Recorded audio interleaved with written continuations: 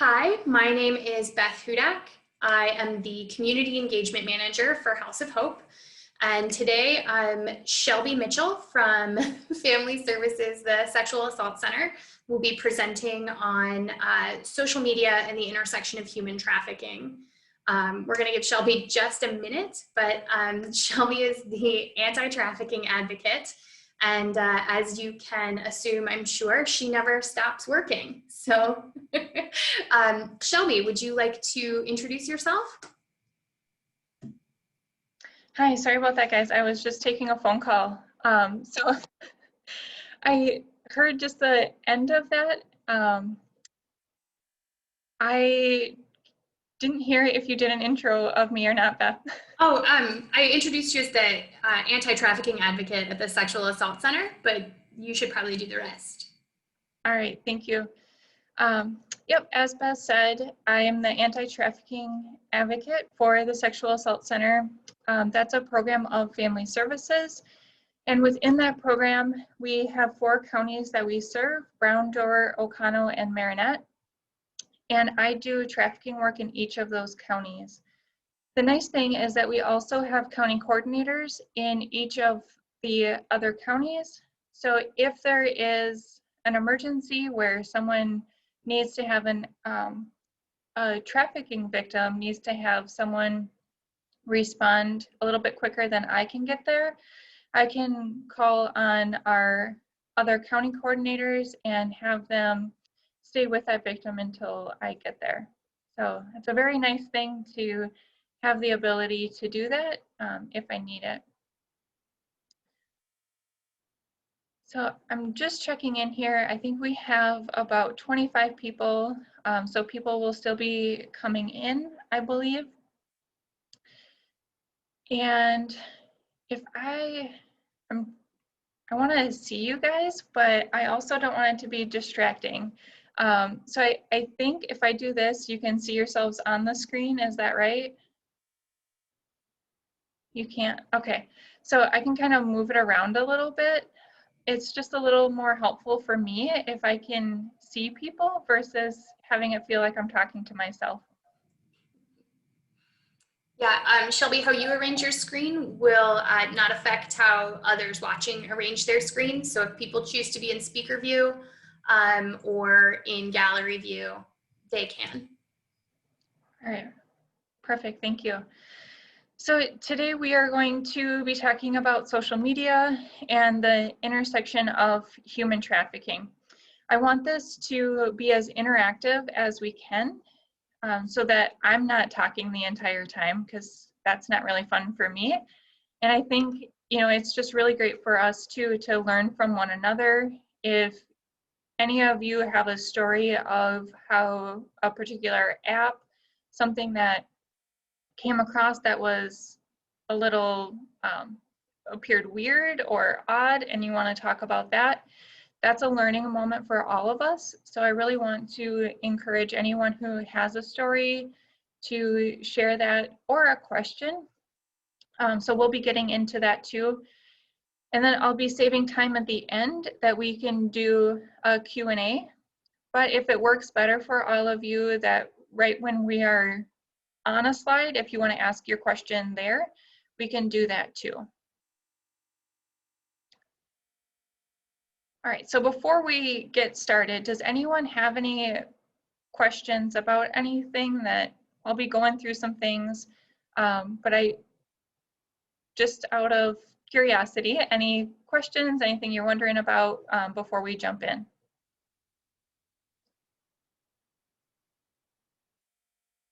All right, perfect. All right, so we are going to get started talking about social media in general.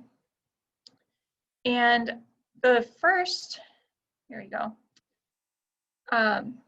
So I started this off with just making it so that we are all talking about the same thing. Some of you may be social media like 501, others might be 101. So I just want to start off making sure that we all are talking the same language so that we have just that base to start with. So social media, how it's defined. at least on the internet, from the definition that I got, was an interactive computer-mediated technology that facilitates creation of sharing of information, ideas, career interests, etc. So really, it's just this virtual community and network. So outside of, the regular social networking platforms, the Facebook, all of that, we have other things like LinkedIn that a lot of people probably would not consider to be a social media outlet, I guess. So this definition incorporates all of that. Anything that you do on the internet through a network or a virtual community where you are sharing ideas or any information, that is considered to be social media.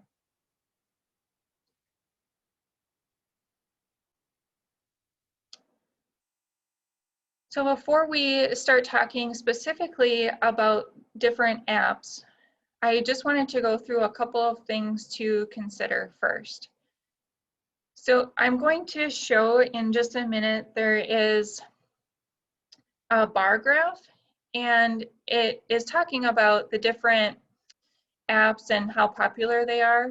Well, that from moment to moment can also change just depending on the app, the popularity of the app. So this is one that I got from 2020. It's pretty current, but there's nothing saying that the top app right now is going to continue being the top app as we get into 2021. So apps are constantly changing, and the popularity of the apps also changes, and that is due a lot to the different things that we can do on that app, especially with teens, with kids. They like being able to share little videos, kind of like Vines, sharing videos, doing little memes or things like that that you can share. So any apps that have those become pretty popular. Like I was saying, especially with youth. And then the other thing to consider is the settings and the privacy. For apps that have really high privacy settings, so it might be, I'll just use Snapchat as an example. If it had the best privacy settings on there and then the parents utilized those and really limited what their child could do with that the child most likely wouldn't use it as much if they had more free reign. So also something to consider there is the different privacy settings and how it is set up on your phone or your device. The other thing is apps, and when you are doing installing or those updates, so a lot of people, they go through, they will set their privacy settings, and they have pretty high, privacy settings maybe to begin with, versus the default setting where everything is just kind of open, your location, everything is set to public. Well, a lot of people don't realize that when we do updates on an app, a lot of times what it'll do is reset those privacy settings back to the default setting. So making sure that whenever you do an update on your phone, whatever it is for that app, I have mine set to manual instead of the automatic, because then I know which ones I need to go back in and look at. So an example, again, just using Snapchat, if I manually look at Snapchat and say, yes, I am choosing to do an update on this one, I can first look at what is being updated on the app itself. So I can choose whether or not I want to update that. And then I can take it to the next step if I do the update to go back into that app and look at the privacy settings right away. So it's a little more work on the front end, but I think it's much safer too. especially when you're looking at devices for kids. Okay, so this right here is the bar graph that I was telling you about. So we have a couple of things going on in this slide here. So the blue is, if you can see off on it's on the right on my screen, it is the number of registered users. And this is, if you can see on the bottom here, the yellow, it's percentage of users worldwide. So first one up is Facebook, and this is saying that 85% of the entire world's population are registered users on Facebook. 85% of the entire world's population. And then this bar right here, the red or kind of orangish looking bar, is active users. So 85% are registered, but only 79% are regular active users on Facebook. Now, if we take it down to YouTube, that number is actually flipped. So there's not as many people registered as are using it. And YouTube is really interesting because you can use it without being registered to use it. So unlike Facebook, I have to have an account before I can really look around. Now Facebook, it will give, like if I'm on a website and it says, check out our business on Facebook, I can click on that and I can see some preliminary kind of stuff, but I can't really get into looking at that page. I have to be a registered user to do that and have my own profile. So as we go down, so Facebook, YouTube, Messenger, WhatsApp, Instagram, and then the one I was talking about, Snapchat, is way down here. So we only have 24% of active users on Snapchat. So I want to open it up right now to see if that is a surprising number for anyone. Remember, I told you this was going to be interactive.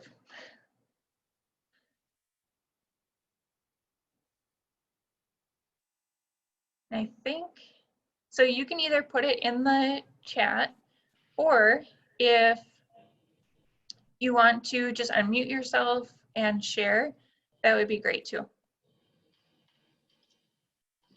I was going to say, I would have thought the numbers would be higher for Snapchat. Okay. I was thinking. Carol, why was that really surprising to you for such a low number?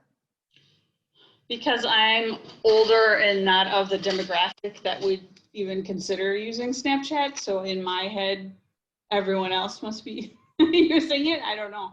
I'm not sure. It just seemed like something that had been gaining in popularity, but I don't know. Yeah, for sure. And I think the thing about some of these is that they might be incredibly popular in the United States, but then if we look at worldwide, Snapchat is not as popular other places. This is pretty specific to the United States. But something like Facebook, incredibly popular worldwide because there are so many different things that you can do on Facebook. Now, especially if, so on Facebook, there is option, well, actually through Messenger, that I can make phone calls, I can video chat. So for someone who maybe has family in another country, this is a really inexpensive way for them to communicate with their family versus the international phone calls. So that might be why some of these are a little bit higher. And then we'll start talking more about each app too as we get a little bit into it.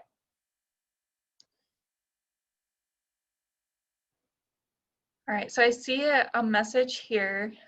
So Line and Viber. Line, this one is, it's basically like a telephone line. It's, if any of you have heard of like the Text Now app, this is very similar to that. The only difference is that you can make phone calls with it. And it's a free app that you can download to make calls. Viber is exactly the same thing.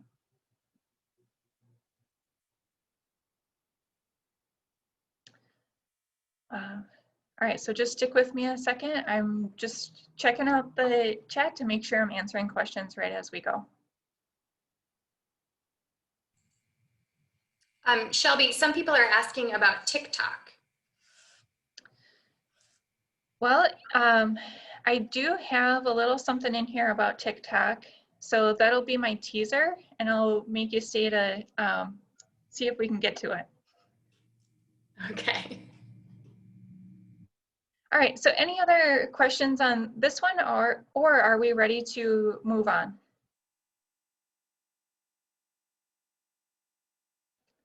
I always like spending time on this one because the more I look at it and really take in the information, it becomes even more surprising to me with some of these and how popular they are. Shelby, do you have any theories about why some are more popular than others? I mean, when I look at the list, Facebook and Instagram and YouTube for me are the places where businesses advertise the most. And so that seems to me why it might be a little bit more of users, but I don't know. Yeah, and actually if we went along with that theory, I'm seeing a lot of businesses on Pinterest too, where, you know, they're pinning products and they say, you know, check us out on Pinterest. But, you know, again, maybe that's just a US thing and it's not a worldwide where, you know, maybe a business in Asia is doing the same thing that we would be in the US. So my guess with Facebook is what I was saying before with Messenger. And I did have a conversation with someone in our office, Daniela, who is our Spanish-speaking advocate, and she was telling me about how many Hispanic families have Messenger because of the international calling and ability to stay better connected to family that maybe is in Mexico or another country where it would be, you know, very expensive for them to call as much versus using the app like this. And for Messenger, you do have to have a Facebook account. I've had that question quite a bit. And unless someone knows something different, I have not been able to find a way around that. That you do have to actually register on Facebook to be able to use Messenger because they talk to one another. So I don't know if anyone has information different about that, but we will be talking more specifically here in just a second about each of these. But I think also to read any Facebook messages that you get on your phone, you have to download and use the Facebook Messenger app because you can't look at or answer messages on your phone without the app. Right, kind of brilliant, right?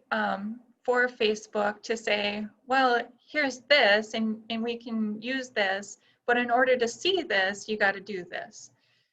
So from a business perspective, that's very smart. But if we think about it in a negative way, then that is that many devices or that many apps that you need to have on your device. And especially if I'm a trafficker, those are multiple ways for me to connect with you or someone else. So we're gonna maybe go on to the next one here.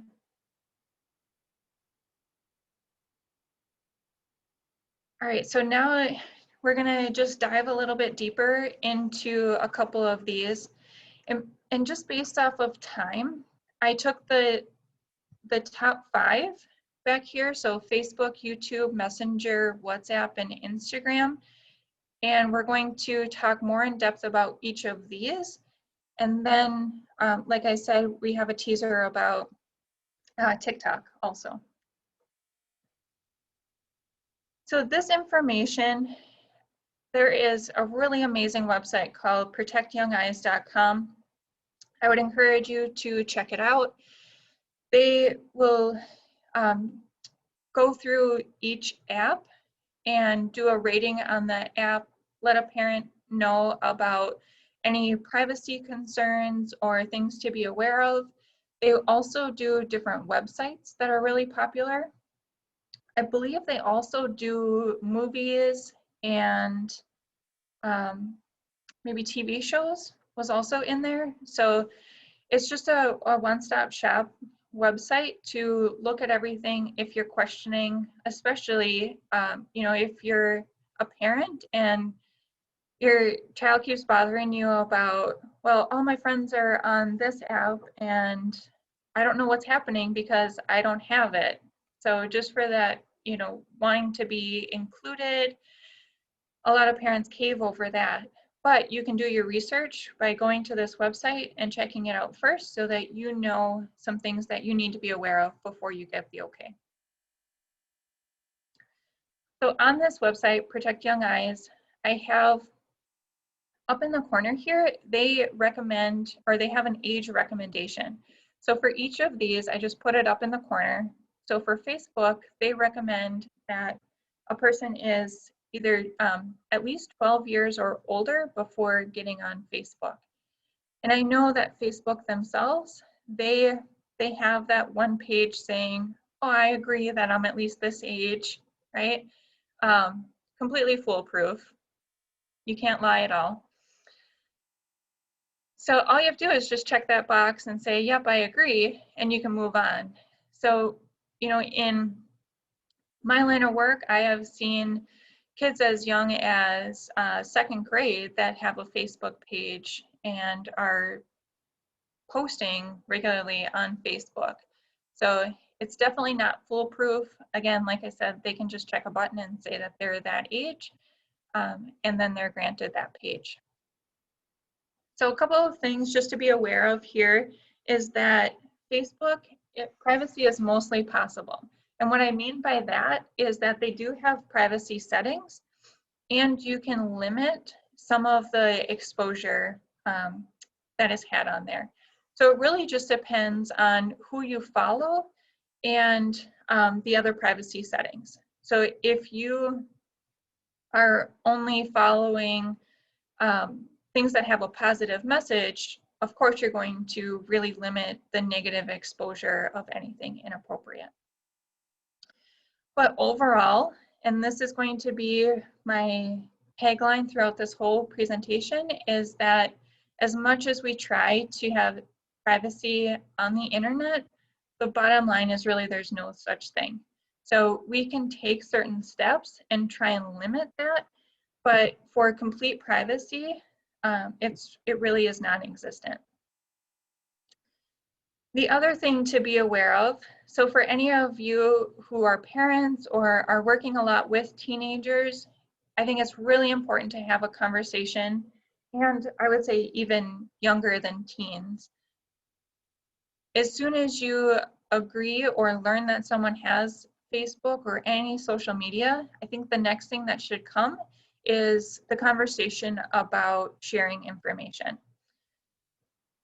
And we just as a society are oversharers in general. I could look at Beth's Facebook page and maybe know what she had for dinner last night, just depending on how much she wants to share with the world, right? But something as simple as that. So let's say, what did you have for dinner last night, Beth, that you shared with the world? I didn't share it with the world, but I had roasted vegetables. Okay, so she had roasted vegetables. So now if I am a trafficker, and let's just pretend that she had posted that and she did, of course she hashtagged it too, because just wouldn't be cool if she didn't do that. If I'm a trafficker or a recruiter, one of the things that I can do is just search through hashtags. And so say I did that and I stumble on Beth's, and I see that she had these roasted vegetables last night, I can private message her or write right on her page, do a comment, and I can strike up a conversation with her. So we'll just pretend that Beth is young and naive, and she thinks, oh, wow, people really love that I posted about my roasted vegetables that I cooked all by myself. Well, now that is going to be a connection that Beth and I have. So even something as simple as that, it can be a way to start a conversation with someone, and I can maybe keep it on vegetables and food for a while, but then there's always that possibility that we can get deeper and deeper into private information. And then always too, just being aware of what's in the background and what you're wearing. So an example would be if I go to Preble High School and I had on a Preble Hornets sweatshirt and I post a picture with me, that's another way that people might know where I attend school.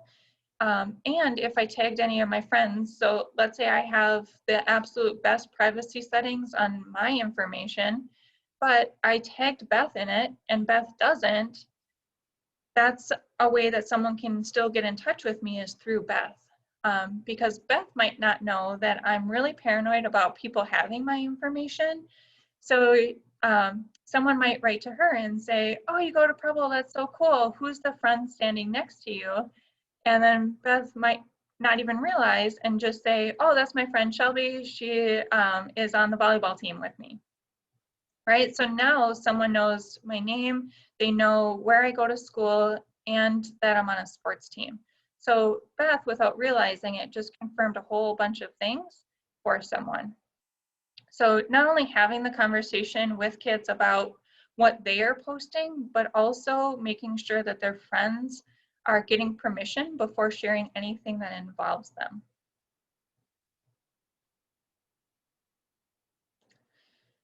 And we do still have some kids, unfortunately, that share information like their home address and their real phone number. That is just complete danger zone there. One of the cases that I had, it was actually on Facebook, and it started off just as an innocent conversation, like the fake one I made up about Beth's roasted vegetables. And it actually turned into this relationship, a male and a female. One was living in Brown County. The other one was living in Colorado. And they were talking back and forth through Facebook. And then the male who was living in Colorado asked for her phone number so he could start texting her. And she said, oh, you know, I can't do that because my parents check my phone all the time, and they're gonna know that I'm talking with you. And he said, well, what's your address? I'll send you a new phone. And just like that, she gave the address and the phone was shipped to her in the mail. And then of course he had her address and then the phone number because he sent her the phone. So, I mean, that's a real life case that I had in Brown County. The thing that made that really scary is that they did continue to talk for quite some time and then had started talking about all of these different things of how they wanted to be together. And he said, well, on, let's just say it's, so today is Tuesday. He said, you know, tomorrow I'm going to drive to you and pick you up and you can come and live here with me. And being a teenager, she thought, oh, there's no way, this is just romantic. We're just kind of talking in fantasy land. Well, she goes to school the next day and she's in class and she gets a message from him saying that he's on his way. And then throughout the day, he continued to provide text updates on where he was. So then she became really nervous and was like, oh, okay, this really is not fake. He is actually coming to Green Bay to get me. So thankfully, she let someone at school know. And then the school resource officer was involved. And law enforcement, ended up tracking his phone, and it was very legitimate that he was making that drive. So we were able to track that he was, he had just crossed over the border into Wisconsin, and he was speeding. So he was actually stopped for speeding, and law enforcement was able to continue to talk with law enforcement across the state and say, this is the vehicle, this is who we're looking for. So they were able to continue to follow him through the state. And when he came into Brown County, law enforcement kind of met him at the border and followed in an undercover way to make sure that his intention of actually going to her home was true. And they did end up stopping him a block from her home, and he was arrested. When law enforcement interviewed him, he had a bunch of things in his vehicle, different condoms, sexual things, and a number of devices, different phones. I believe there were also some weapons in there. And his intention was that he was going to come to her home, and he had said if she didn't want to come, that didn't matter. I was going to take her anyway because I didn't drive all this distance for nothing. So even if she didn't want to go, he was going to kidnap her and take her back to Colorado with him. So this is a pretty extreme example of something that happened really quickly based off of just one question: can I have your phone number? So I'm not trying to be an alarmist, but I just wanted to share a real example of a case that I had and how quickly it escalated.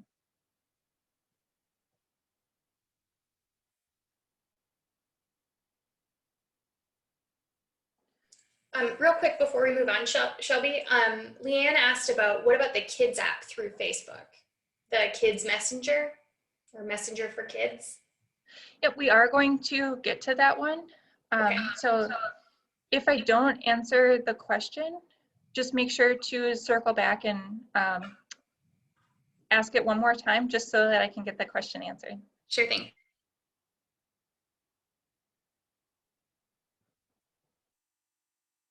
Just one second here.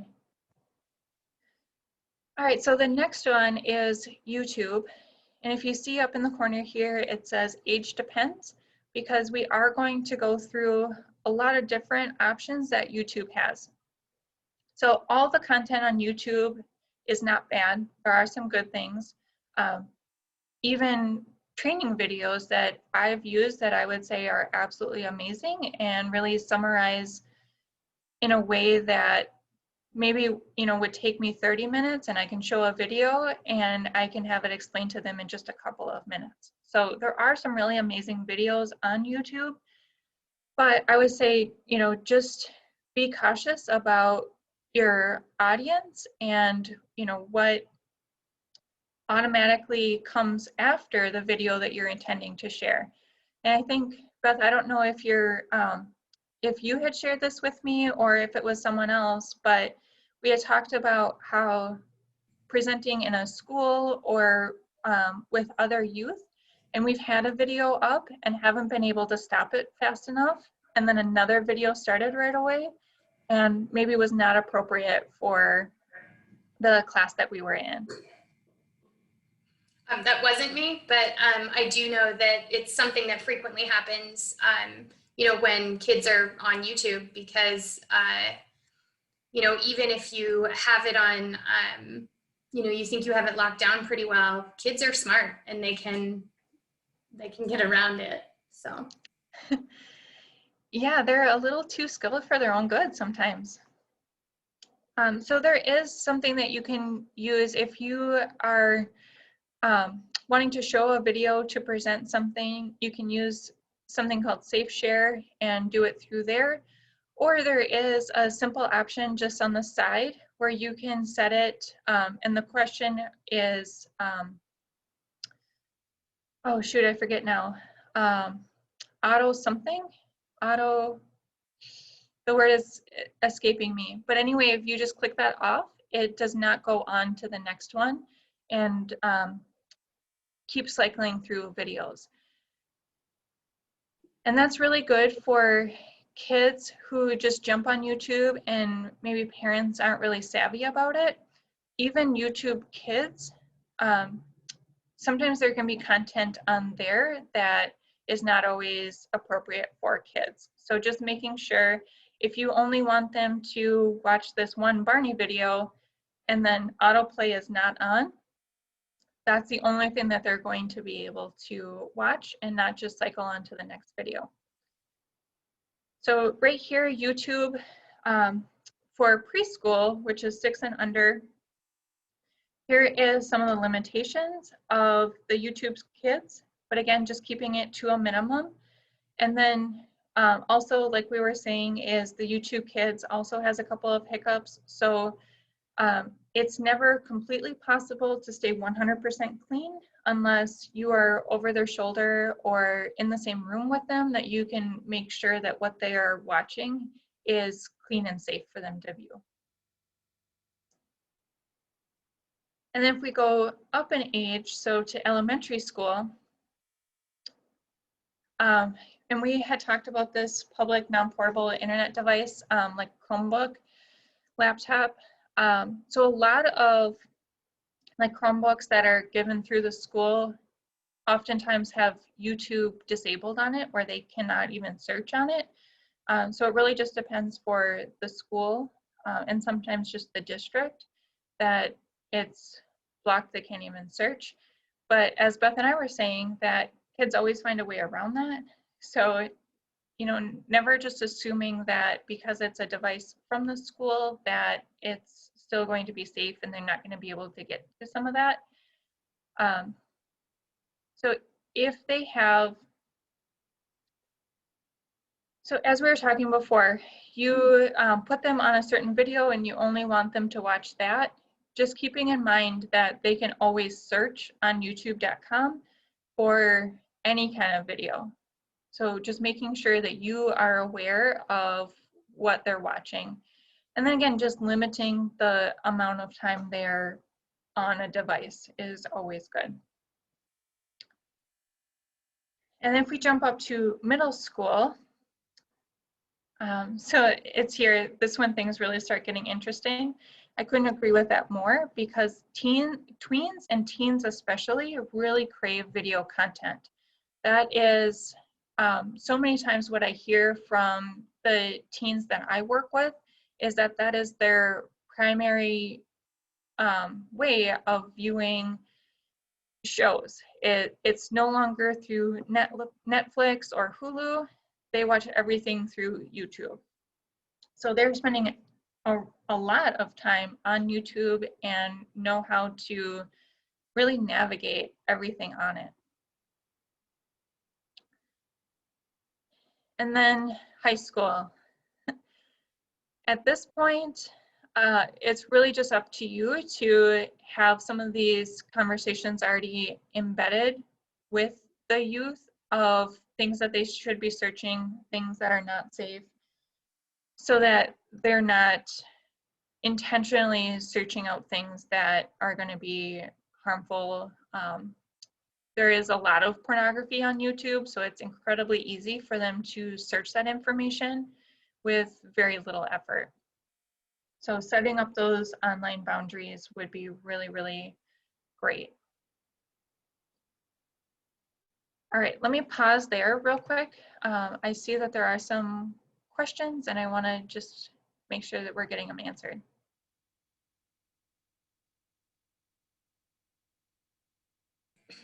I don't see any questions about YouTube, so. Oh, no, but someone did answer my question. Autoplay, thank you.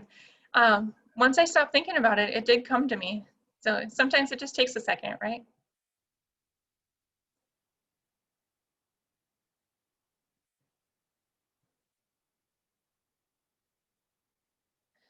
All right, and then the next one, I think this is where we'll get a lot of questions. On Messenger. So as we were talking about before,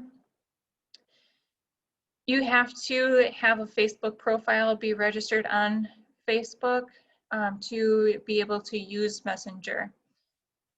Now they say that it really starting at age 4, you can have an account on Messenger. I think that's pretty low. even for Messenger Kids. You know, the content on there is things that you would be seeing on Facebook too. So one of the things that I did with a staff recently is we had tested Messenger. So if I wanted to message my coworker, I said, you know, we can really just talk back and forth in memes or, you know, some of those just like short video clips that they have. And I said, I want to just see how quickly, if I search something, and the way that I did it was I just put in for one of those memes or whatever, and I just put kind of a PG, and I just put the word sexy in there. And I said, I want to just know what would come up. So if I'm a 4-year-old and I have this account and I type that in, what kind of content would I be getting? And I think it was only about 2 pictures down before I started seeing people in underwear and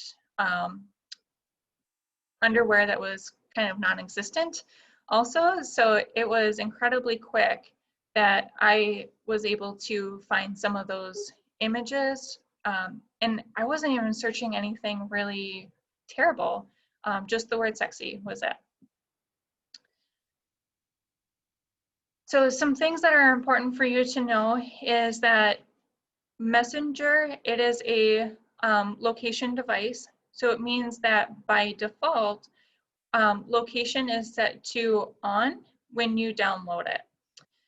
So if I am going to send Beth a message on Messenger and I haven't changed anything on my default settings, and I'm sitting in my office and I just say, hey Beth, she would know that I sent that from Green Bay, Wisconsin, because it would actually show right on the message, Green Bay, Wisconsin. And then depending on Beth's location settings, if she sends me a message back, I would know where she is sending me a message from. So that is a really big one. And then sometimes you can also see, they have this right on Facebook too.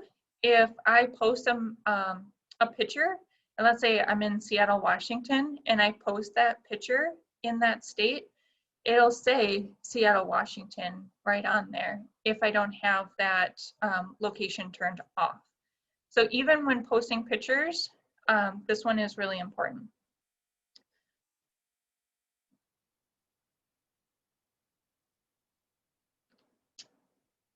All right, so this one, the big one with Messenger, like I can't stress this enough, is the location settings. So make sure, especially for privacy for a child, is that those are changed to off before your kid gets their hands on it. Or this is something that I always try and talk with my clients about too, is you know, there was a question, you know, I don't just accept anyone, or I don't just talk with anyone, I have to trust them. And then I always follow that up with, well, what does trust mean to you? And I want to know, you know, is it someone that I've been talking to for 5 minutes and we bonded over roasted vegetables? Now I just automatically trust Beth? Or does it mean something much, much deeper, that I need to know some things about them, I need to have met them in person, maybe have my parents approve them? You know, that is very different than a quick 5-minute conversation and saying, yeah, you seem cool. So I'm going to share some things with you. So making sure that some of those conversations are had too, but also just not doing it in a I know best kind of way, but more conversationally.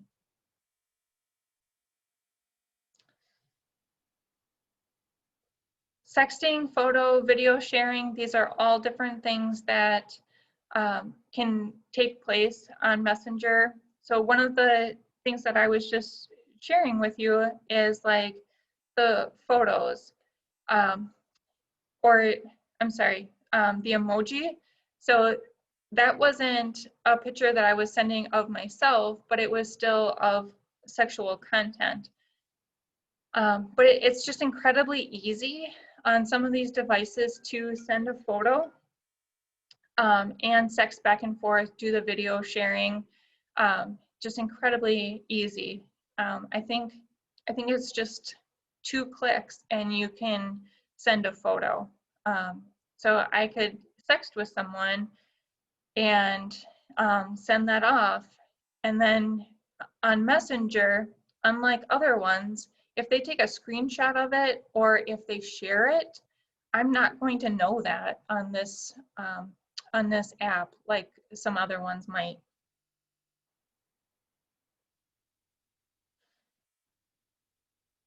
So an example that I have for you when it comes to sexting and photos and videos is another case that I had in Brown County where someone, it was not through, well, it was through Facebook and then some other apps later. Excuse me one second.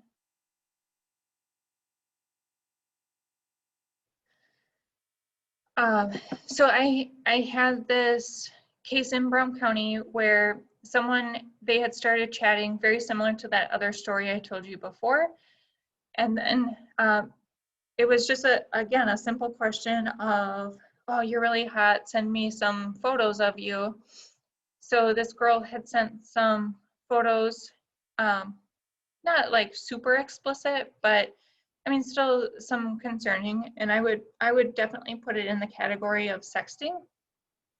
So they were sharing photos back and forth, and then he said, you know, you're just so hot, I can't stand it. I want to Skype with you.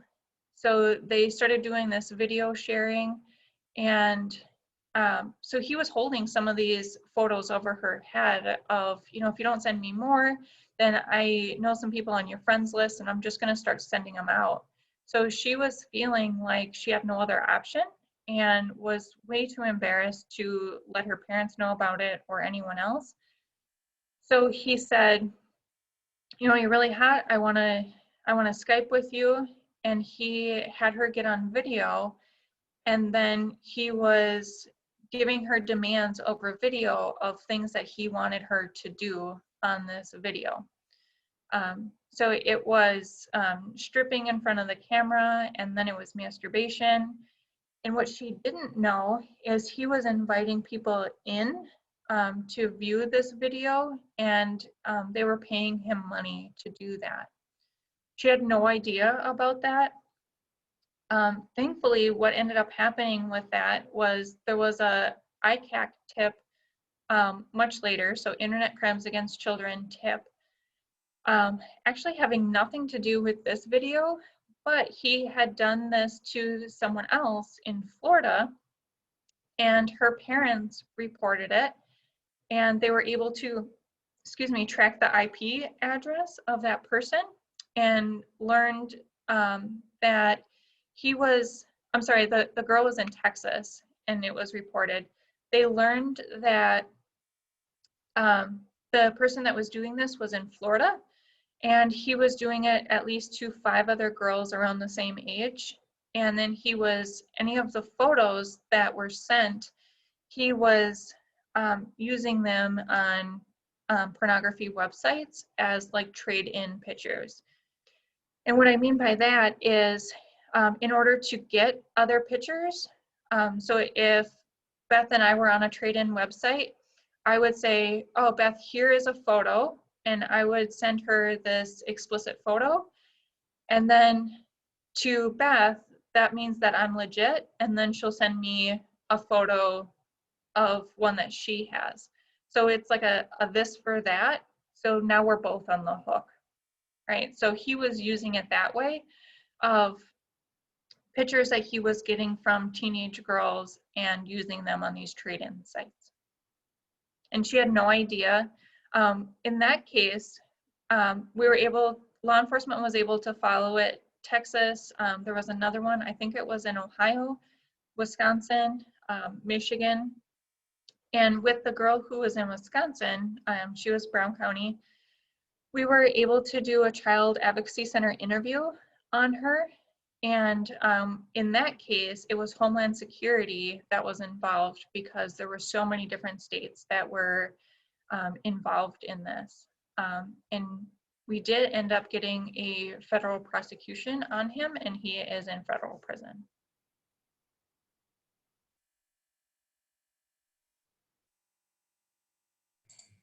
Before you move on to WhatsApp, is there anything about the Facebook Kids Messenger app that you could talk about? Yeah, so Facebook, I'm sorry, Messenger Kids, it is a little safer. I don't have nearly as many concerns with Facebook Kids, but I think a lot of the same rules still apply.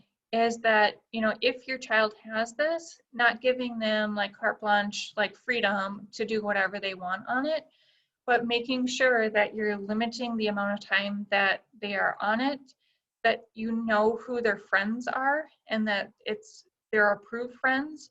And then also, this is just a really good tip for any parents out there, is if you bought the phone, so let's say I have an iPhone and I'm going to give it to my child.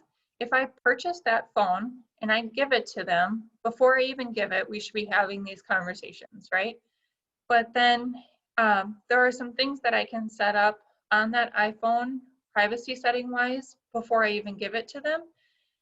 And then if any apps that they download, if I have the passwords for all of those and I am checking it regularly, which, you know, at least once a week or a couple times a month, if something happens and I have concerns and I bring that phone to law enforcement and I say, this is my phone, I purchased it and I have all the passwords for it, they can do a dump on that phone and look for any concerning things that are on there. However, if you're not doing those things, you don't have the passwords, you're not checking it regularly, you do not have permission to do that, even if you purchase the phone.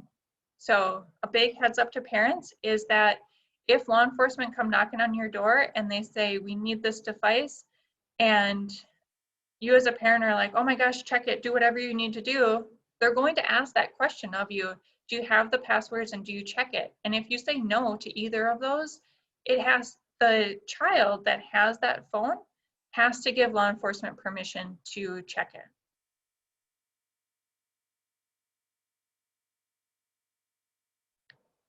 So hopefully I answered the question about Facebook Kids, or Messenger Kids rather. It is a little safer, but again, just making sure that you're not just giving them complete freedom on it. All right, and then WhatsApp. This is another one, ages 4 and up. I would, again, put this age much higher. WhatsApp is also another app that is used for families who are a distance apart internationally. Again, Hispanic families that are quite a distance away, this is incredibly popular with them because all you have to do is have a device, so a phone and an internet connection, and you can use this for as long as you want free of charge. So it's really popular, and I think it serves a really great purpose for that.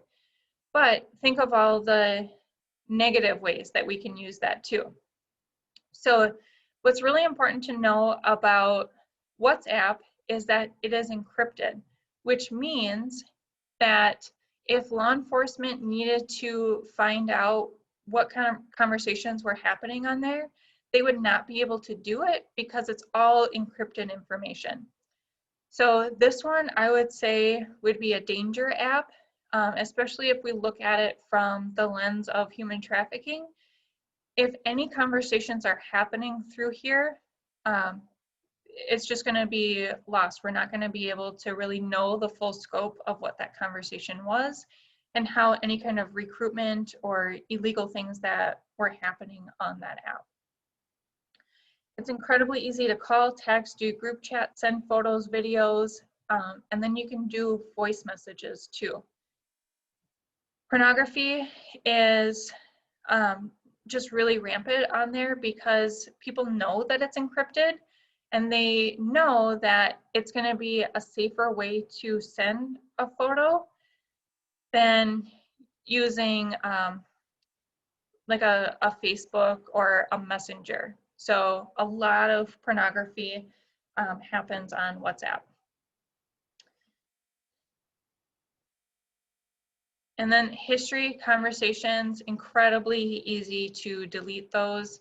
And then once they're gone, they are gone forever. And like I was saying before, law enforcement is not going to be able to recover those. So unless you have two parties, or at least one party even, willing to say to law enforcement, here's the entire conversation, and you can scroll through it, what we all said.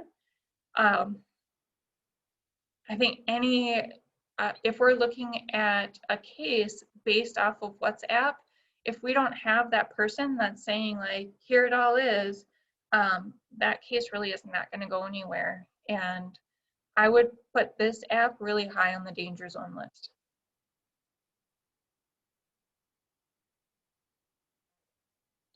All right, so before I move on, any questions about WhatsApp?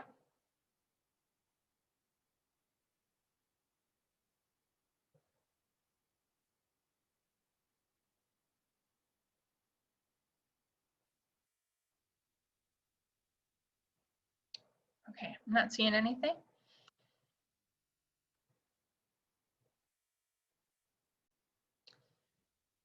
All right, this is going to be a fun one. Instagram. So just a quick poll. Let me see if I can see as many of you as possible here. So just a quick poll. How many of you have Instagram or would say that you are pretty familiar with Instagram? Okay, just a couple of hands of those that are on video anyway. All right, so for those of you that said yes, feel free to jump in here too. If there are other things that you've found going through this app that you're like, oh, I didn't know I could do that. Oh, that's cool. Or I use it all the time for this. I want you to jump in, and I would love to hear from you. So this app, I think, is the most underplayed for parents because they think that it's the safest because it's just pictures. How harmful could it be? They're just looking at pictures, people, again, like posting dinners or whatever, right? Well, it's really the social media doorway for a lot of young people because parents are saying, yeah, you can download that, not a problem. But there are a lot of things that parents don't know that this app can do. They think that it's only pictures. So let's run through that real quick. So parental controls, really not in the traditional sense with Instagram. They have some, but they're kind of hard to change. So this is a problem right from the start of being able to control things. But there are some things that we can control, and I'm going to walk you through how to do that. So here are 4 features that I want to talk about, and I'm really interested to hear from any of you if you knew Instagram even had these. So the first one is Instagram TV. So we were talking about YouTube and how it's really just blown up in popularity. Well, Instagram didn't want to be left behind. So they have something called IGTV, and they're really just competing with YouTube. So parental controls around IGTV is just non-existent. There's no way to really control that. And again, it's just, you can go in it and there's just videos. So they can just play those all day long. The next one is voice direct messages. So many of you know that you can send direct messages, but did you know that you can send voice messages? So if you have basically like a voice memo that you want to send to someone, you can do that through Instagram as long as it is not over a minute long. So if I want to send maybe like a funny story to Beth and it's going to be way too long for me to type out, but she and I are Insta friends, so I'm like, oh, this is how we talk to each other. I could just send her a voice message through Instagram. So that would be a way that she and I could talk back and forth. Now, what's really concerning about this from a human trafficking perspective is if I am grooming someone or trying to recruit them, I'm going to be way more connected to someone if I can hear their voice and make it really personal versus just through text. So if I'm talking to someone and I send a voice message, and that's going to be like an instant connection, especially for a lot of youth, is, oh, they're real, you know, they just told me that they really care about me, and they, you know, all the things that they might send in a text. But if they're doing it and I'm hearing their voice, that's just an instant emotional connection. The next one is four-way video calling.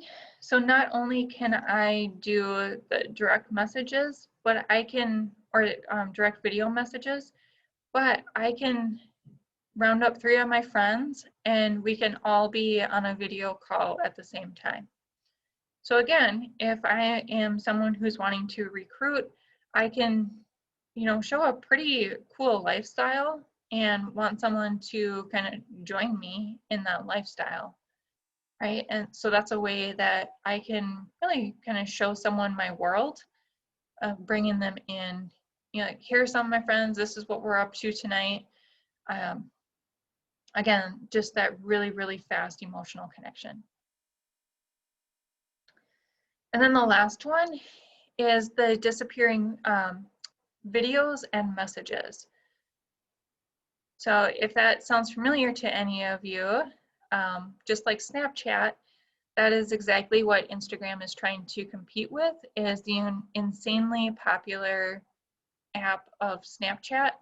And that is really just blown up in the US. So they didn't want to be left behind. So they created this feature that their app does the exact same thing. So again, just I want to hear from any of you if you knew that Instagram had some of these features.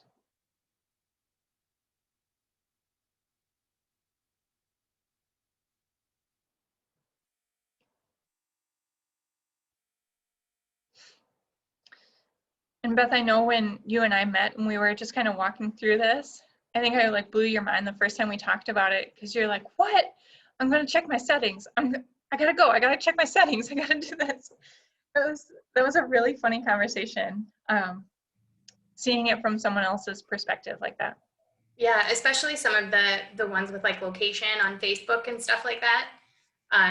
Yeah, so I later that day updated all of my privacy settings on all of my social media.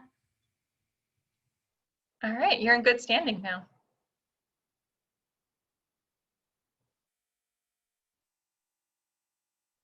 All right, so the next part I want to talk about is how some traffickers or recruiters are getting to some of our youth through DMs especially. So here's the workaround. And so one of the things that I was concerned about when I was first talking with Beth is that I did not want this to be a how-to video for anyone of learning how to do some of these things. So I really want you all to take this information as this is a, you know, for your information, store in the back of your head for any youth that you are working with, or, you know, sometimes even adults that we have that have a lot of risk factors. These are just good things for us to know. So here is one of them, how someone can really get access to us even if we have the best privacy settings out there. So an Instagram example here. So if, let's just pretend that this is me and Beth. So Beth is going to be this little boy in the photo here. And I am trying to message Beth, but we aren't friends. So all I have to do is, this is a photo that she put up. I just double tap to like it. And then if, so it goes here and just showing like, oh, this account is actually private, right? So there's these 3 buttons up top, and this is like the gateway right here. So I can click on these 3 dots, and then all of these options come up. So I can just click right here. It says send message. And just like that, without being friends, as long as I liked this photo, I now have access to a direct message and I can talk to Beth.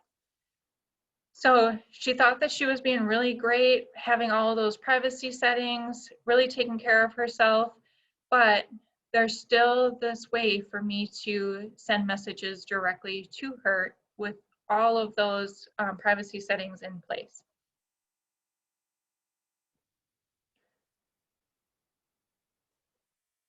Now I want to walk you through that, how we can set up some of these things a little bit. So the next slide that I'm going to show you will kind of walk you through it a little bit more, but we know that a lot of the people that we work with, especially youth, are very, very tech savvy. So if you are a parent and you're that parent that is checking their phone all the time, making sure they're not up to anything that you don't approve of, well, they can still be doing those things, but just know how to erase it so you're not seeing it. And here's one of those examples of just clearing their search history. So here are each of the steps that they can go through and clear that search history. But they want to clear that search history because maybe they were up to something not so good on Linktree just a little bit ago. And Linktree is something that is set up. It's a link basically that users can put right under their bio. So if we go back here, this is william.franklin.miller.bay. So if I clicked under there, if I had a Linktree account, it would say link.tree right under this. Okay, so just giving you an idea of where to find it. The thing with Linktree is that there's no way else to explain it other than it is just straight up pornography. It is a porn site, basically. So if I have that, one of the ways that I can try and groom or recruit is by maybe having this benign conversation at first and then saying, oh, you know, you seem really cool, check me out, check out my link. And just out of curiosity, I might do that, but then I'm instantly brought to a pornography site. So it gets really dangerous. We can block all of that, and I'll show you how to do that in just a second. But then hashtags, again, hashtags, they're used pretty much everywhere. It's really great if they're used for the right reasons. You know, if I'm a business, like Beth was talking about before, businesses use social media a lot. So I could do hashtag Walmart, right? If there's like this cool product and I want to get it out to everyone, like my friends, look at this cool thing that I got. People are always going to ask like, oh, that is really cool. Where did you get that? I can have it right in my post, hashtag Walmart, right? So then I'm not getting those questions. But just how hashtags work is, so using that example, hashtag Walmart, anyone who has ever used that hashtag, if I click on that, and I can even do this in Google, you can do it on social media, so Instagram, Facebook, you can put this in the search, hashtag Walmart, and it is a whole page of things that come up of every person who has used that same hashtag. So that is a way for me to get access to you also. So a lot of times, Instagram, Facebook, whatever it may be, if I've hashtagged that, I can click on you and then just do a direct message to you too. I think some pages are getting a little bit better where that's not an option anymore, but there are still too many that it is an option. So just user beware that if you use a hashtag, that is potentially leaving the door open for people to contact you that way. So I went through the options here of clearing the search history, just so you know, if you look through your kid's phone or maybe someone you're working with and they're like, oh, there's nothing in there, or they've only searched one thing all day, that seems suspicious. Well, here's how they did it, those steps right there. Also, iPhone, they have some steps right in the phone itself that you can block Linktree. So I can show you how to do that. It's, if you go into settings, there is something in there called content restrictions, and all you do is flip that from off to on. So make sure that it is enabled, and that's right on the Apple screen. So once you do that, if you click enable content restrictions on iPhone, what is going to happen is, so here's what I was talking about before. So link.tree, right? And I'm really curious, so I go to click on it. This is what comes up. It'll say video, a full length in high definition on top of that. Pornography video. Well, if I have content restrictions enabled, this is the screen that I'm going to get right here. It's not even going to load it.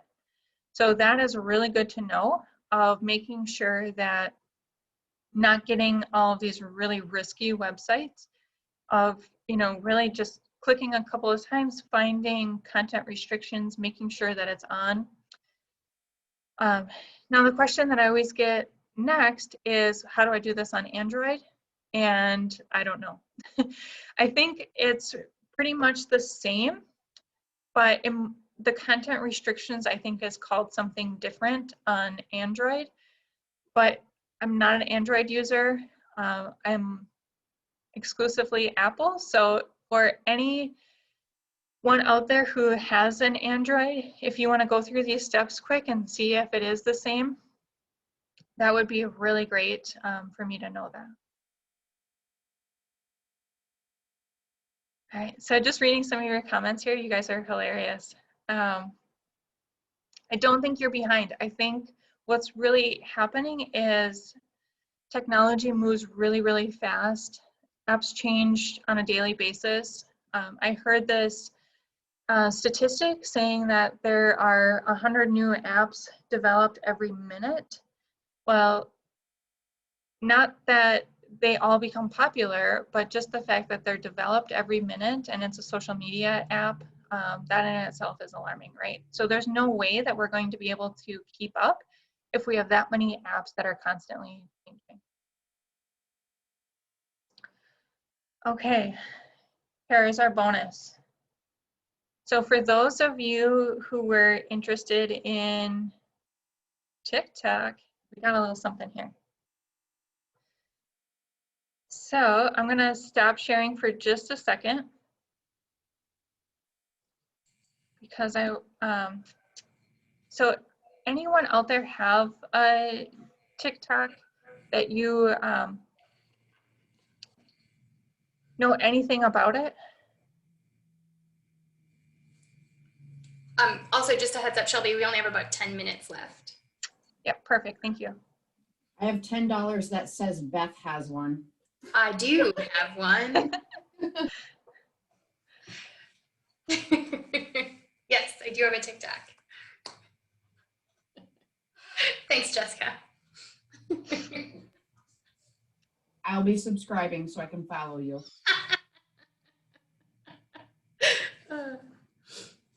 When Kelsey has one, and so does Anna. So I've never put a video up, so I don't really know how to use it. I just like to watch the videos that my friends put up. Yeah, and I knew enough about TikTok that I'm like, no, there's no way I'm ever downloading that. That's like a danger app. I'm not getting pulled into the vortex. Because I have had way too many trafficking cases that have involved TikTok of some kind. Either people posting videos and then someone doing a direct message to them, or you can comment right on the video itself, and just a lot of things that are happening there that people have been contacted, and like too many of my stories, it goes south way too quick, right? So I want to just bring you to this website for a second. So this is the Protect Young Eyes site, and this is the one for TikTok. So extra double bonus points, which really means nothing, but what was TikTok called before TikTok? I know. Okay, you can play that. Okay, yeah, it was called Musical.ly. Yeah, Musical.ly. Oh, yep, someone said Vine. It's not Vine, but Vine was really popular for a bit for those 10 to 20-second video clips. So it is kind of like Vine, but this one, it's the music and you just lip sync to it. So Musical.ly, the reason why the name changed from Musical.ly to TikTok is because Musical.ly had so many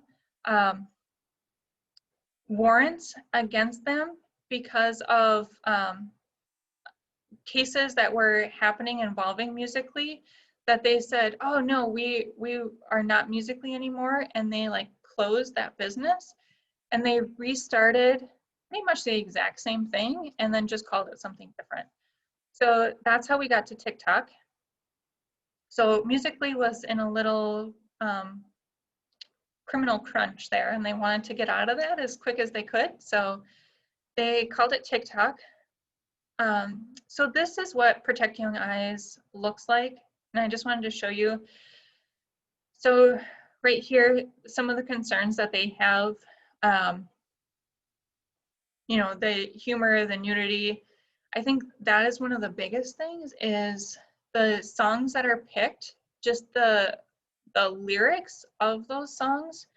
A lot of like pimp, bitch, hoe kind of words that are in it that just go on to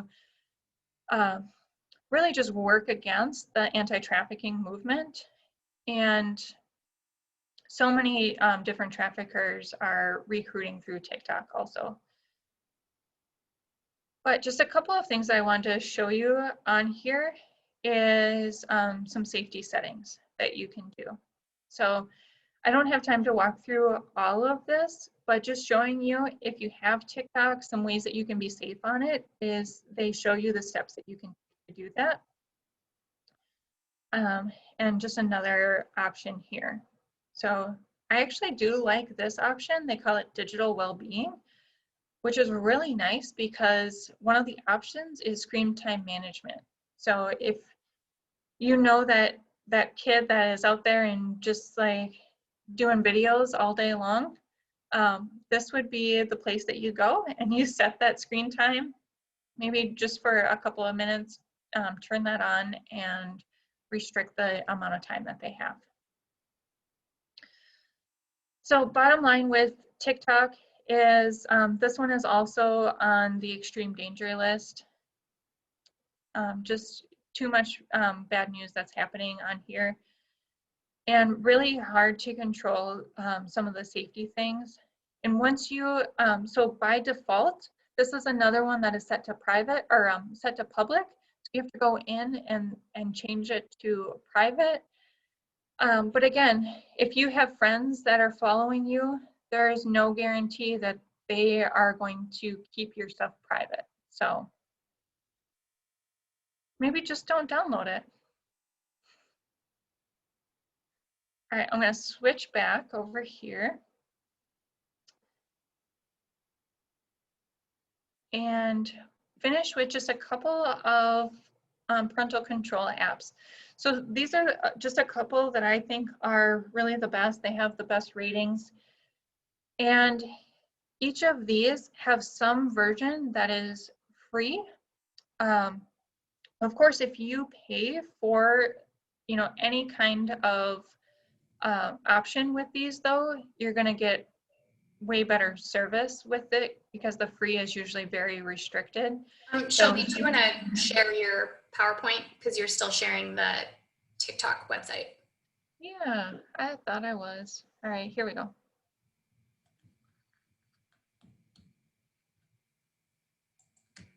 There we go. Okay, so ones like Bark, this is one that I would really highly recommend because of the number of options they have. This one is also very good, Covenant Eyes. And then Norton has a million different options, devices, anti-everything on their website. So you can have something where you can protect your identity. You can make sure that you don't have malware and all those other things that come too. So they have a ton of options. Net Nanny is also good. I don't know enough about that one, but it in the research that I was doing, it kept coming up time and time again. The same with this one here. So I just wanted to post this out there for you guys to see some of the different options. And of course, these are just a couple. There are really hundreds of different options for you to look at. And then right in your device itself, like I was saying, are some options. I think Apple really has the most options for setting parental controls. It's right in the settings. So you can do that without using any of these, but it just gives another option if you want multiple layers of protection there. All right, so I will leave it at that and see. I know we were kind of going along answering questions as we went, but any other questions that are coming up for you?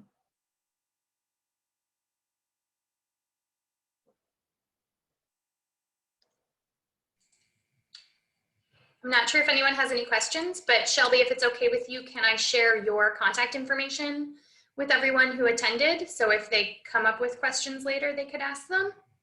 Yeah, absolutely. I'll put my email right in the chat here.